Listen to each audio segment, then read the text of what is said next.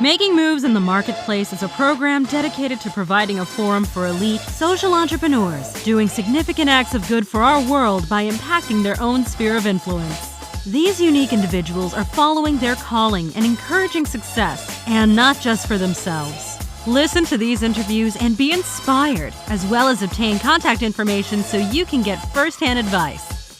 So let's meet our guests on Making Moves in the Marketplace.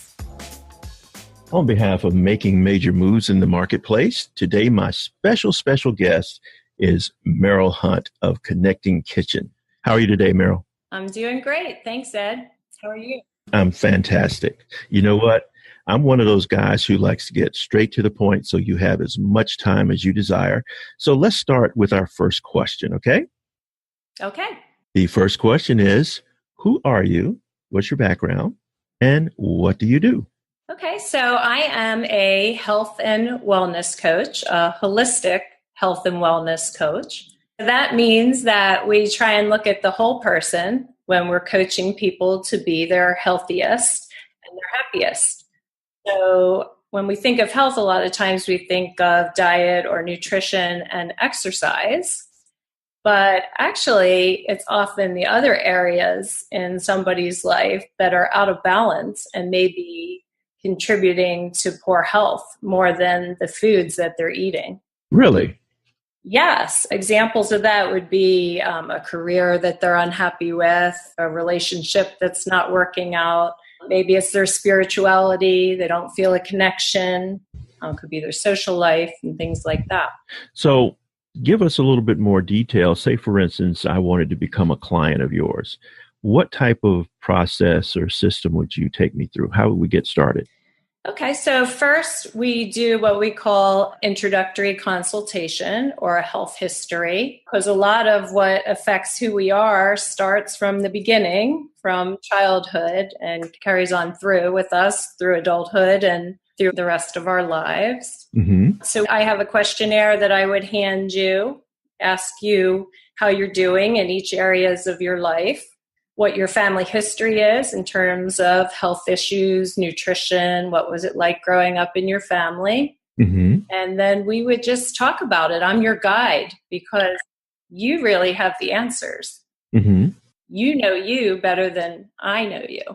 So let me ask this question. What are some of the things that you found doing this particular survey that have surprised you, if anything? It surprises me. People often, the first thing they start talking about is the issue that needs the most work. And it just comes out. As soon as I create that comfortable, safe space, Mm-hmm. They just start talking. Mm-hmm. People often don't have the opportunity to talk and to have somebody listen to them. And like I said, most people have their own answers. So they get to really explore what's going on with them, Mm-hmm. come up with their own solutions, which is incredibly empowering. So when they share what they consider the thing they need the most improvement with up front, do you find that that is in alignment with what you feel as an expert that they should begin with? Yes, absolutely. Okay. So we do the survey. Where do we go from there? So we find out the areas that you want to work on, and then we come up with a plan. But again, it's based on you and what you're feeling. I'm just your guide. So it's where you want to work on those areas so that you can have a healthier, happier life. Okay. Give us a general idea without mentioning any names or specifics about how much time do you spend in that particular side of beginning the relationship, that discovery side? So that's a 50-minute consultation. Mm-hmm. And that's plenty of time to identify 2, 3, 4 significant areas that need some attention. Sometimes it's just one area, but usually it's a few. And then I can offer a 6-month plan where we meet a couple times a month. Mm-hmm. And we talk about how they're doing in that area, where they'd like to take it to, come up with some ideas on how to get there. And then they go back and they do some homework. I give them books or literature. I can do pantry makeovers. I've taken people to the farmers market so that we can talk about high quality nutrients. Any kind of resources that I think will help aid this person on their journey to better health and wellness. Okay. You just struck a nerve with me. A pantry, what did you call it? Makeover? Makeover. Yes. Let's talk about that. You would actually come to my house and help me get rid of things that aren't good for me? Yes. So that's worth the price of admission right there. You know what? It really is. And we're such creatures of habit that people don't even realize sometimes that what they're eating is really not serving them well. I mean, we all go to the supermarket and tend to pick up the same things over and over again. So with my objective eye and also my nutritional background, I can go through there and point out the things that are healthier, that agree with you, that serve you. I had the experience recently of cleaning out a couple people's kitchens, okay? And I found things that the expiration date was 3 years ago. Do you run into those types of situations also? Or have you seen that? Yes. I mean, I've seen a lot of things in people's pantries. Mostly what I'm looking for is poor quality foods, and we need to get rid of those. There's so many canned processed foods that really don't have a lot of nutritional value. I mean, if you take a look around, people are obese, they're getting cancer, they don't feel good, they're low energy, they're fighting autoimmune disease. I mean, it's really pretty scary. And a lot of it has to do with what we're eating. Right. There's always an emphasis on fruits and vegetables, whole grains, pasture-raised meats, because honestly, a lot of what they sell in the supermarket is really just not good for you. Right. Wow. This is something that I've become more and more aware of recently. And I'm finding that coming across people, and probably had seen them before, but now I'm meeting people who have had some of these situations. Met a young lady yesterday, had an autoimmune disease. And when I saw her, she didn't have any hair. So having experience with people who've had cancer, I asked if she was on chemo. And she said, no, I have an autoimmune disease. And we started talking about it. And I was just blown away because she was so young, so attractive, so fit. And I never even knew those kind of things existed for young people. So I'm sure you come across those types of things also. Well, that's the really scary part, is a lot of the diseases, we used to think of older people as getting them, but it's getting younger and younger. I mean, young children, 3, 4, 5 years old with some pretty serious conditions, diseases. It's what we're doing. There's no question there. It's the toxins we're breathing in our environment that we're rubbing on our skin and our lotions. It's the foods that we're eating that are modified, that are treated with pesticides and herbicides. I mean, we're eating that. And then on top of that, we're eating low quality foods that are missing the nutrients. I mean, people have decided that eating is kind of a social function or something you do to enjoy the taste. Mm-hmm. All of those things are true, but at the end of the day, your body needs certain things to function. Mm-hmm. Your brain needs healthy fats, your body needs potassium and calcium, or it can't do the things that it needs to do. And one of those is to fight disease and inflammation and stress and all those things that are destroying our health and making our lives difficult. Wow. So if I'm hearing you correctly, it sounds to me that you're an advocate for healthy living, correct? Absolutely. Okay. So tell me, why do you do what you do? That is a really long story. I started the Connecting Kitchen because relationships was an area of my life that was out of balance. Mm-hmm. A wonderful husband. We've been together for 27 years and honestly learned a lot about healthy relationships from our relationship together, respect, communication, working together, relationships at work. I have 3 children. I have 2 that I have very easy relationships with. I always have. They're healthy eaters, communicate well. We respect each other. They trust me. Mm-hmm. And then I have a third child who I also love dearly, but our relationship has been a lot more challenging and disruptive in our family, lots of arguing. We just never seemed to be on the same page.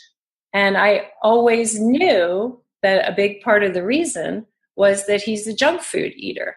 He was living on fast food, lots of sugary sodas and things like that. And just so you know, he's 23 now. So after your kids get beyond the age of 14 or so, you lose a lot of that control over what they're eating. They're out with their friends, they're driving, whatever it is. So I could never find a way to get him to eat healthy. And then, of course, he was moody and irritable. You know, you have those sugar ups and downs. And he really was in a brain fog and couldn't think straight. So I always knew if I could get a hold of his nutrition, that we would have a better chance. Right. So how have you helped improve that factor for him? So I finally found the answer. We started cooking together. Really? Yes. Okay. Tell us about that. He was having trouble finding a job. And again, a lot of it had to do with lack of focus and mood and confidence and self-esteem. Mm-hmm. You have to remember that when you eat well and you give your body what it needs, it functions well. And that's not just physically, that's also mentally. So he needed a job, and I decided to hire him to do chores around the house. But when I ran out of chores like sweeping the garage and weeding the yard, I told him, I said, okay, well, I have to go food shopping and I need to make dinner, so you're going to do that with me. This was the beginning of what is now a beautiful relationship. Tell us about that. I'm not going to lie. At first, it was a little bit angry. He was a little uninterested. Mm-hmm. But everybody likes food. And I really believe deep down he wanted to have a better relationship with me. I wanted to have a better relationship with him. So we picked recipes that we both liked, and that was a challenge also. He wanted the high calorie, high fat, I call it man food. Okay. No offense. And I was looking for lighter and leaner, and, he needed to trim off a few pounds. So we compromised. We made healthy burritos, leaner burgers. We added a salad on the side. But what I really found is that we created a safe space where he could trust me, where we could communicate. Mm-hmm. It didn't happen overnight. Mm-hmm. We also made a commitment to once a week, we were going to cook together. And, there are big gaps in the time. Like we would be cooking and there would be spaces where he was chopping and I was stirring or whatever. And those empty spaces could be filled. He was in a rough spot, mixed up with the wrong crowd, struggling just in general. So this gave me a chance to check in on him and to really listen. I think people forget to listen. Mm-hmm. When young people, teenagers or young adults, they got all kinds of stuff going on in their head and they're stressed and we're putting tons of pressure on them. And it's a good opportunity to see what's really going on with your kid. I agree totally. So what were some of the revelations that you discovered in that conversational time that the two of you had? Well, we discovered, one, that we shared an interest in cooking. Two, that we were so much alike, which was probably the root of our problem, right? It normally is. Yeah, two hotheads who always thought they were right. Mm-hmm. And then we started calling each other on it. Mm-hmm. Once we had sort of this common goal of putting a meal together and spending time together and wanting to enjoy each other's company, then we're focused and we're just trying to make it work, which is really what it was all about. So if tempers would flare, one of us would jump in and say, hey, I don't really like when you talk to me that way, or hey, you're not listening to me this time, or something like that. And again, it wasn't overnight. We've been doing this for 1.5 years now, but we gradually learned how to respect each other and communicate. And then soon we were laughing together and looking forward to spending the time together. Cool. And what a relief for him. Now he has the support and love of his mother. I mean, I was always there for him, but I just couldn't make him see that. You were speaking French and he was speaking another language. Yeah. Gotcha. So tell me, I understand the two of you do a cooking show together. We do. Tell us how you transitioned into that. Okay, so part of his experience growing up was, and I'm sure a lot of parents have issues with this, there are issues with social media and how to use it appropriately. So when he was sad or when he was angry or whatever, he was posting a lot of things on social media, which, had that effect of reinforcing all the negative things that were going on in his life. Right. So as we were cooking, I thought, wow, here is a happy thing. Mm-hmm. Everybody likes food. Everybody likes the energy in the kitchen, even if they don't like to cook necessarily. Let's post some of this on social media. And of course, our story inspired other people as well, because lots of parents are struggling with their kids to connect with them. Thus the name, The Connecting Kitchen. Ah, okay. Super. And there's so many connections that you can make, but we started posting our recipes and our pictures of the food and telling a little bit of our story, like, oh, wow, today started out really rough, but we ended up getting it together. Mm-hmm. When we made this meal. And I think the truth and the honesty just resonated with people and they started to take an interest. Okay. The main motivation was a social media makeover, but then it kind of caught on. So if we're inspiring people, they're definitely supporting us in our journey. So let's keep it going. And then we did a few Facebook Lives and a few videos. And eventually we have a weekly show. Let's take a step back. When you first started doing your recordings and your Facebook Lives, what kind of emotional things were flowing between the two of you? I mean, I can imagine having had the challenges that you had before. Was it air of like, oh my God, will this turn out all right? Give us your mindset back when you first started doing this. You know what? I just kind of did it. I didn't think about it a whole lot, but honestly, the theme was we're a team. Mm-hmm. We had been doing this long enough that we were on board. Okay. Okay. We wanted to share. We were happy to be together, and it was exciting. Mm-hmm. So after you completed, say, your first few broadcasts, what changes did you see in your son? Oh, my goodness. This is the bigger picture. The benefits of doing this, confidence, self-worth, self-esteem, a successful relationship. We learn communication skills that you can take outside the kitchen. That was, especially for us, what was going to happen once we left the kitchen. But we would remember, we had created good habits. We had lots of laughter together. We wanted to have that every time we communicated. And then, of course, the kitchen has a special energy, I think. It smells good. People are enjoying the food together. We also burned a bunch of things, so we don't do that too often. But, you celebrate or you laugh at the failures together, too.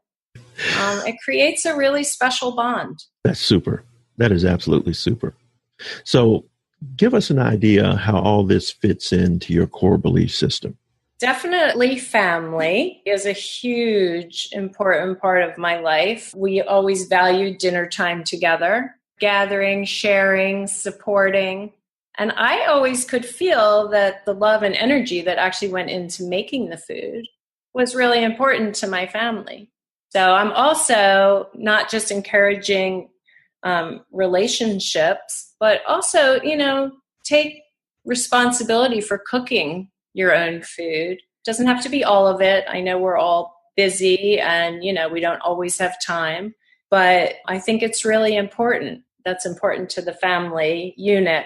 Another one of my core values is balance. Mm-hmm. I mean, we talked about that a little bit. All work and no play is a bad idea. When my kids were young, I made sure that My husband and I had a date every other week to build our relationship and make sure the love was strong.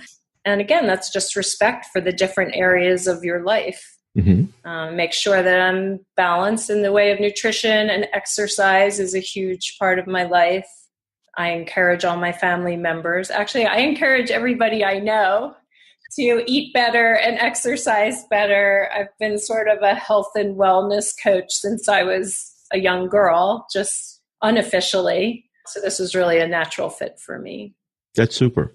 I can't tell you how many members of Synergy of Empowered Women fit that same model. Health, fitness, the whole 9 yards. That's super. That's super. Is there anything else that's along with those core values that you'd like to mention? Well, I think that spirituality is important. That's always been part of my life. I think we're all part of a bigger picture. Absolutely. I mean, which is actually what I love about the Synergy for Empowered Women. I just think that supporting women, I think that they have so much to offer this world. I agree. And they're not realizing their gifts, and that you're giving them an opportunity to learn what their gift is and to maybe turn it into a career by supporting them, financing them, educating them, coaching them is incredible, because women are really special people. I agree. No offense, men are really special people too, but I think this world needs more of what women have to offer right now, in the way of they're very cooperative, they're nurturing, they're loving, they're caring, they're task-oriented, so they get things done. And as more women become empowered, I'm hoping this will have a ripple effect in the world. Absolutely. I truly believe that the greatest gift you can have is freedom. And in order to get that freedom, economic freedom comes along with it. And if you're self-supporting, that's even better. So that's what I want to do, is to encourage self-supporting women. Yeah. I think that's great. So, I think it's really important that we honor the fact that we're not on this planet alone, and that we're all connected. There's that word again. There you go. So what's the future vision? The future vision. I have so many ideas. Please share what you feel comfortable with. I would like to make our internet audience bigger. Mm-hmm. I just feel like there's so many people out there who are struggling with relationships, cooking and nourishing themselves and their families. The Connecting Kitchen doesn't just work for parents and children, it works for spouses. It's the same thing: respect, communication, honoring each other, spending time together, teamwork. I've had single older people, or even single younger people, say they're spending a lot of time eating alone. It's no fun. Let's get them together. Let's invite them into our kitchens so that they don't feel so alone. Loneliness is one of the biggest issues that people have. It leads to depression. It affects your health. I understand that perfectly. So anything else you'd like to add before we conclude today? I'm just honored to be here, and if we can inspire people, I am so happy to do that. That is really our mission, to have better relationships, to lead a healthier life, find the joy. Absolutely. So how would someone in my audience get in contact with you? Oh, okay. So they can find me at theconnectingkitchen.com or on Facebook, Connecting Kitchen. Okay. And I'm also on Gmail, connectingkitchen@gmail.com, and Meryl Hunte @gmail.com. Any of those ways work. Okay, super. Would you kindly spell your name so our audience will know how to find you on Gmail there? Sure. It's Meryl, MERYLHUNTE. Okay, great. Thank you. Well, Meryl, we've appreciated the time, and the conversation was fantastic. And I'm sure our audience is going to have lots of response for you. Okay? Well, that's great, Ed. I'm here. Okay. Well, on behalf of Making Moves in the Marketplace, this is Ed Bracey signing off and looking forward to connecting with you again soon. Bye-bye. Bye-bye. Thanks for joining us today for Making Moves in the Marketplace. Making Moves in the Marketplace is a production of Synergy of Empowered Women, an organization that provides a platform for donors, volunteers, and advocates committed to helping women achieve their greatest potential. We look forward to our next informative broadcast where we interview social entrepreneurs making moves in the marketplace.